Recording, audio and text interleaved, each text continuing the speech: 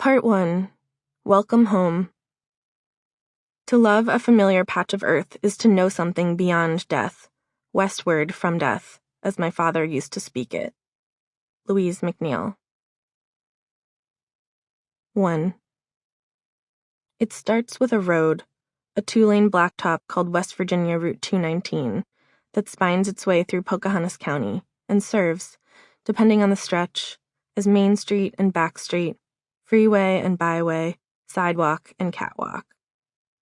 It is June 25th, 1980, just after the summer solstice, and a young man named Tim is driving home for the night.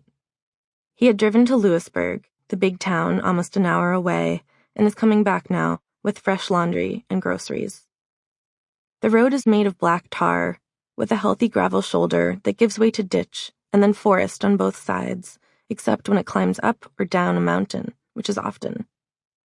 On those stretches, the ditches are replaced by tight metal guardrails with reflective yellow arrows that point drivers around the hairpin turns, some nearly 180 degrees, a true switchback.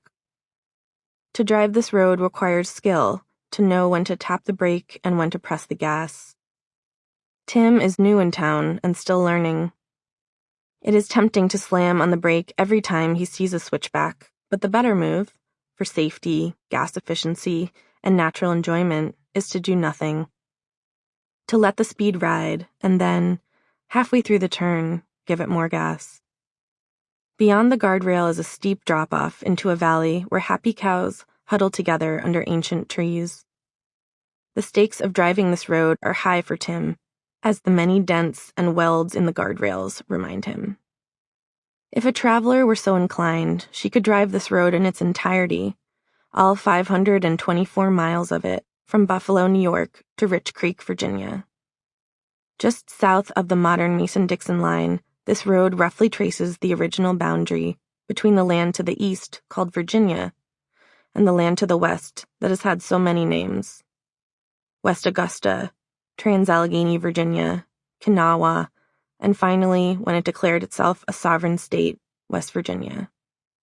In the beginning, the Seneca and the Cherokee used a route that would become this road to travel the wilderness from where the St. Lawrence River flows through New York State all the way to Georgia, long before there were any white people here. Soon the white people came, first only to the coast at Jamestown, but then crashing west across the forest floor. To stop the flow of blood, King George III issued the Proclamation of 1763, declaring what would become this road as the dividing line between what was, quote, rightful English settlement and what was not. Whites were forbidden to settle west of this boundary, and any who had already crossed were commanded to return. Likewise, Native Americans were forbidden to go east of it. But do the white people listen?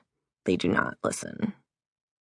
Choosing this road as the boundary wasn't arbitrary, nor was it empathy for the rights of Native Americans, just sheer capitalist pragmatism. West of this road was wild, and not in a good way. It was steep and craggy mountainsides unsuitable for farming, quote, trash land.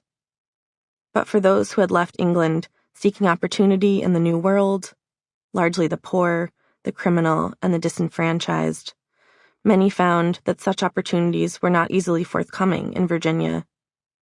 A powerful class stratification system had quickly been established, a scramble for power that left some on top, but most out in the cold.